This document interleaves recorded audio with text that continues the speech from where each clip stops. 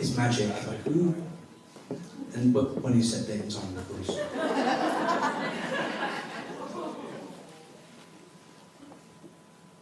Okay. There's one just there. Am I standing still? Okay, so my topic is PE Geeks. So first of all, I think we need to sort of explain what PE Geeks are. PE Geeks is a group of people. It's not going to work. Let's see if it does now. PE Geeks is a group of people that use Twitter. John Tate set this up at Team Tate, and it was just the putting together of a lot of people that had a lot of great ideas and putting them all into one place. So a lot of these people I've never ever met, but know them like they're my brother, because I speak to them all the time. And they're all around the country, and all around the world, in fact. And the ideas that are shared by just having this Twitter network, we've heard a lot about Twitter and everyone's on Twitter. This is just all about PE. But what we're trying to do is change the image of PE. We are not just all about fitness freaks, as you might be able to see by my stable toe. Sometimes we actually do other things in PE lessons. So David was going to be here tonight, but he can't be, so I hope I do him justice. David's big project that he looked at with the PE Geeks was literacy, and he was really, really big on trying to make that difference in the lesson, and as we all do as PE teachers, trying to think about the other things that we try to teach them, not just how to kick football. And he came up with this, one of his many ideas, and if you look on his blog, he has got lots of them.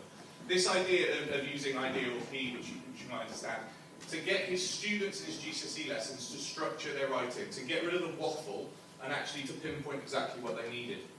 And this is an example of what he did. It's not that clear, but basically, if I walk you through it, the top stage is to just identify the I of idea, is just identify the things that the question is asking you about. Once you've done that, the next thing is to describe a couple of those things that you've identified and just expand on it a little bit. So you're starting to build up this thing. You've still only got a couple of sentences though, so for the long answer questions that you get in GCSE, they still need more to it. So the next thing, so we've got the ID, we next need the E, and that is to explain. So take those things and explain them in more detail. So simple things really. All the students are doing is just taking one thing, adding to it a little bit more. And then the final thing is to analyse it, to say what's good about it, what's bad about it, what could be improved. Now from a PE Geeks point of view, I don't teach GCSE, but the great thing about what reading each other's work is, I've taken this and applied it to my BTEC. And in BTEC, as most of you will know, identify, describe, explain and analyse are the movement from past merit to distinction. So in order to use this with the students, every student can move up at that same rate. And he's lost his. So what I then went to do, I think it's going to need me to do this again. There we go. So my challenge then was to look at the other side, which was the numeracy side.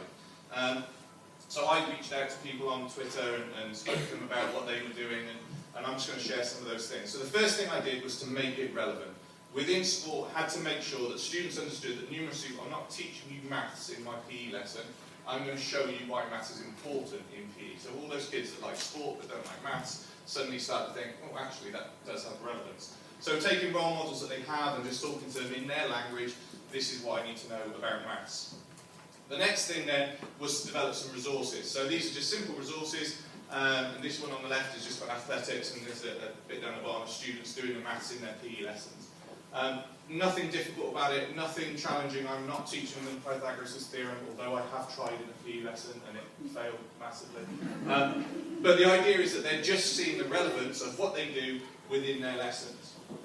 Okay, so the next thing then was to develop some resources. I was quite aware that I was doing too much maths. I was trying to teach them what percentages are, and I'm doing the work for them rather than them doing the work. So this little code down the bottom here is QR code, same as you might use. It's called a U-Gleam. It's just slightly different. They just look more attractive.